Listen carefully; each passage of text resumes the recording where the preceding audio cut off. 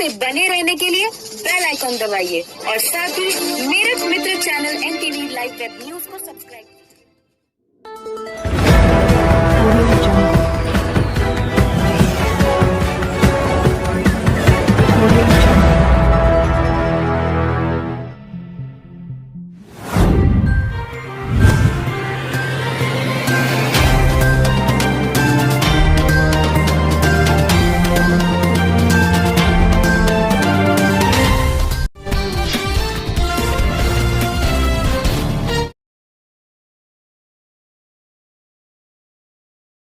जय हिंद।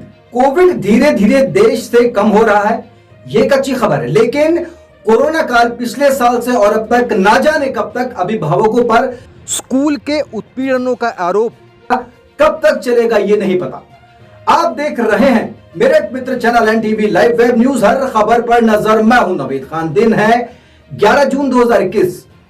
निजी स्कूलों की मनमानी की खबरें जग जाहिर है, लगातार आप देख रहे हैं, लेकिन आज की खबर मिशनरी यानी कॉन्वेंट स्कूलों की तानाशाही से जुड़ी है, जो न सिर्फ सरकारी नियमों को, सरकारी गाइडलाइनों को ताक में रखकर खुद अपने नियम से चला रहे हैं स्कूल को और अभिभावकों को दबाव में लेने का प्रयास कर रहे हैं। ऐसा अभिभावकों का आरोप है।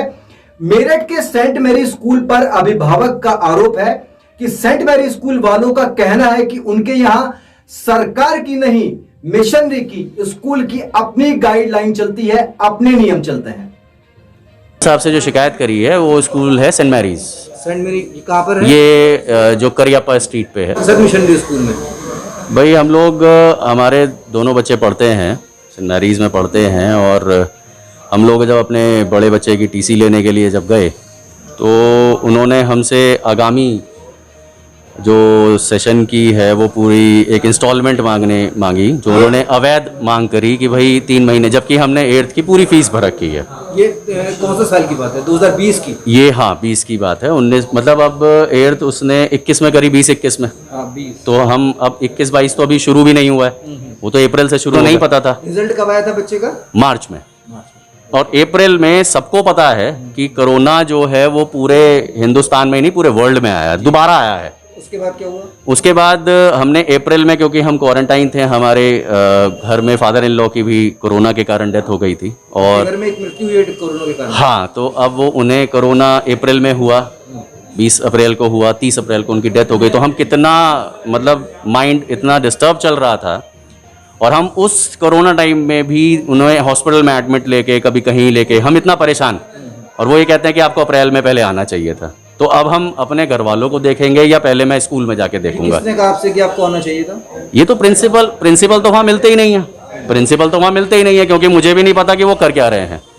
भाई स्कूल में बच्चे नहीं आ रहे हैं, पेरेंट्स से वो मिलेंगे नहीं, तो वो कर क्या रहे हैं मुझे नहीं पता, लेकिन वो नहीं मिले और 2 घंटे इंतज़ार, और उसके बस वो आगे क्या कर देते हैं, किसी टीचर को भेज देते हैं, किसी कोऑर्डिनेटर को भेज देते हैं, जो बात बात पे ये कहते हैं कि ब्रदर बताएंगे। तो जब वही बताएंगे तो फिर सीधा क्यों नहीं आते? तो फिर क्या हुआ आपके साथ? बस फिर कुछ नहीं, उन्होंने कहा कि नहीं आपको 3 महीने की फीस तो जमा करनी पड़ेगी, ये हमारे कानून है। तो हमने कहा कि भाई 3 महीने की तो एक साथ फीस जमा करने के लिए तो सरकार भी नहीं कहती है, वो भी पर मंथ के बेसिस पे कह रही है, आप ये गलत कर रहे हो। उन्होंने कहा नहीं, हम आपकी सरकार और इससे गवर्नमेंट लॉज को नहीं मानते, हम तो अपने ही जो कॉन्वेंट के रूल्स हैं, अपने मिशनरी के रूल्स हैं, वो पता नहीं कौन से हैं। तो क्या मतलब उन्होंने आपसे ये बताया कि मिशनरी के रूल्स अलग हैं जो कि सरकारी गाइडलाइन को नहीं मानते हैं? वो नहीं मानते हैं, गाइडलाइन को नहीं मानते हैं। ये कहा है आपसे? हाँ, ये गाइडलाइन को वो नहीं मानते हैं, वो अपनी गाइडलाइन चल रहे हैं। जबकि क्या स्टेटमेंट था उनको इस पे? मकसद या जो कहने का जो तात्पर्य है वो बिल्कुल क्लियर ये है कि हम आपके रूल्स एंड रेगुलेशंस जो चल रहे हैं सरकार द्वारा और या जो राज्य सरकार द्वारा, हम उसको नहीं मानते, क्योंकि हम अपने ही कॉन्वेंट के, और अपने कॉन्वेंट का मतलब मिशनरी, अपने स्कूल के ही हम नियम मानेंगे। ये थे पंकज, जिनका बेटा मेरठ के सेंट मैरी स्कूल में 8वीं कक्षा से पास आउट किया है। तानाशाही यहां खत्म नहीं होती है। सेंट मैरी के अभिभावक का आरोप है कि स्कूल वालों ने उनके परिवार में कोरोना से मरे हुए मरीज का ओरिजिनल सर्टिफिकेट, बैंक डिटेल तक, क्या क्या डॉक्यूमेंट्स मांगे गए मेरे से जब TC देने के लिए? देखिए, मेरे से डॉक्यूमेंट ये मांगे गए कि भाई 3 महीने की तो पहले आप फीस जमा करें, 9th क्लास की, जो बढ़ी हुई फीस है, मेन चीज ये जो बढ़ी हुई फीस है, जबकि सरकार ने क्या कहा है कि फीस नहीं बढ़ा सकते, तो वो सारी अवहेलना कर रहे हैं। और क्या मांगा? 3 महीने की फीस जमा करिए, और उसके बाद आप अपने जो जिनकी डेथ हुई है उसका ओरिजिनल सर्टिफिकेट ओरिजिनल सर्टिफिकेट तो आर्मी वालों तक ने नहीं मांगा उनका। ओरिजिनल सर्टिफिकेट तो आर्मी वालों ने नहीं मांगा। ठीक है, ओरिजिनल सर्टिफिकेट जमा करिए। अपने फाइनेंशियल आप क्राइसिस में चल रहे हैं तो उसकी पूरी आप अपनी डिटेल यहाँ जमा कराइए कि आपके ऊपर फाइनेंशियल क्राइसिस चल रहा है। मतलब ये कि अगर आर्थिक तंगी से आकर पूरे साल की फीस देने के बाद भी अगर कोई अभिभावक टीसी लेने जाता है तो वो आने वाले नए साल जो नया सेशन है उसकी 3 महीने की फीस एडवांस में दे और अपनी व्यथा की सुनाए तो अपने परिवार में कोविड के मरीज जो उसकी डेथ हुई है उसका ओरिजिनल सर्टिफिकेट भी दे।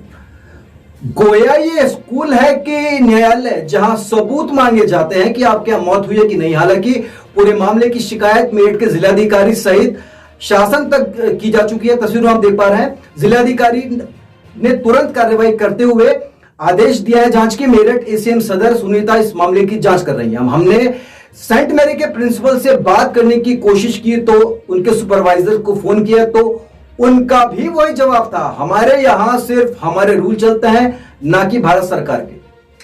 सुनिए ये कॉल रिकॉर्ड बात कर रहे हैं। सॉरी, हाँ बोल रहे हो? जी सर, मैं नवेद बात कर रहा हूँ मेरठ मित्र न्यूज चैनल से।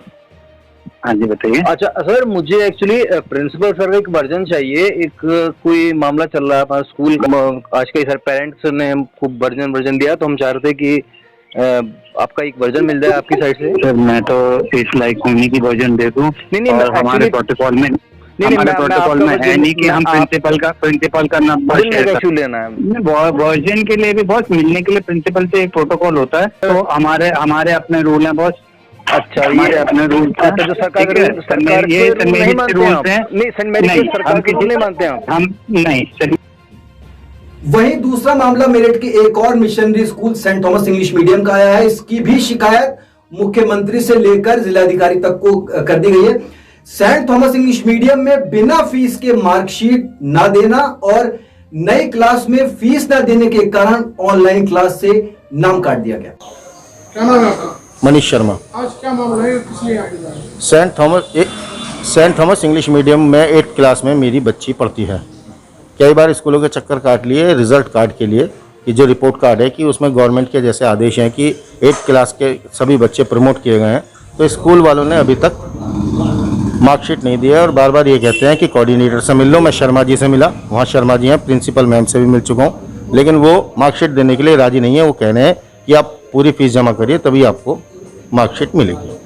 और 9th क्लास में बच्चे का एडमिशन नहीं ले रखा जिससे बच्चे का भविष्य खराब हो रहा है। मार्कशीट बिना फीस के नहीं देंगे? नहीं देंगे। अच्छा, आपको सरकारी गाइडलाइन मालूम है? जी। क्या है गाइडलाइन? सरकारी गाइडलाइन ये है कि फीस के अभाव में किसी भी बच्चे को शिक्षा से वंचित नहीं रखा जाएगा।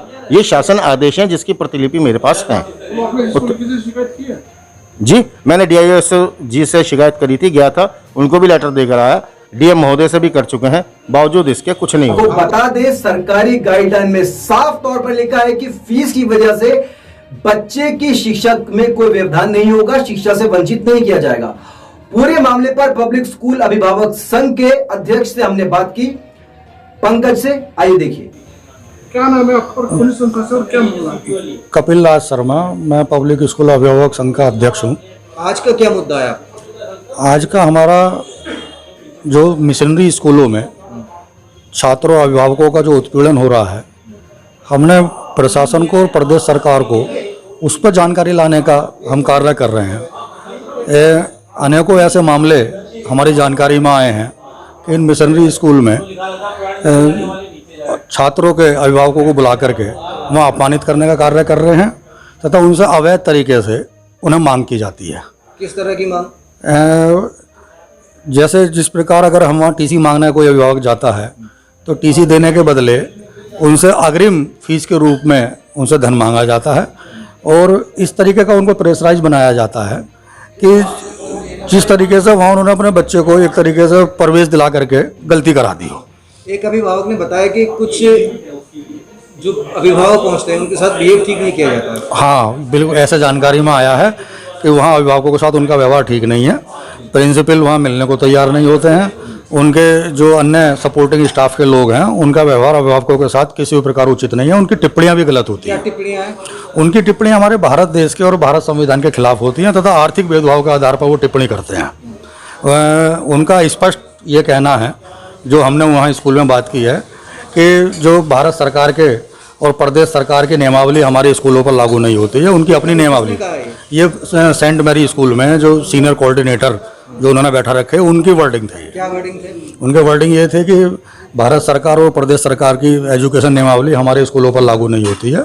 हमारे नियम लागू होते हैं? उन्होंने अपनी कोई मिशनरी कोई संस्था उन्होंने अपनी बताई है कि हमारे यहाँ के नियम वहाँ से लागू होते हैं, वहीं से हम मानते हैं। तो आपने इस पूरे मामले को कहाँ तक इसकी जांच की, लेकिन और कुछ हमने क्योंकि हमने जो इसमें सबसे बड़ा हमारा विरोध है वो यही है कि एक तो अभिभावकों का वहाँ अपमान जो करते हैं वो लोग, वो अपमान होना बंद हो। किस तरह से अपमान करते हैं? वो अभिभावकों को आर्थिक आधार पे भेदभावपूर्ण तरीके से उनसे बात की जाती है और अभिभावकों के साथ इस तरीके से बिहेव किया जाता है कि जैसे वो निम्न स्तर का व्यक्ति वहाँ बैठा हो। यहां ऐसे में अभिभावकों के दिए बयानों से तो लगता है कि मिशनरी कॉन्वेंट स्कूलों को न सरकारी आदेशों की परवाह है, न सरकारी गाइडलाइन की कोई चिंता है।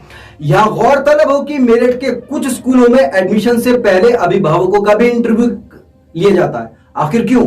इसका मतलब कहीं ये तो नहीं कि पेरेंट्स की पढ़ाई लिखाई के आधार पर बच्चे का एडमिशन होता होगा। पूर्व राष्ट्रपति कलाम इस एक मिसाल है, जिनके और भी बहुत सारे ऐसी मिसाल हैं जिनके पेरेंट्स पढ़े लिखे नहीं थे लेकिन वो काबिल बने।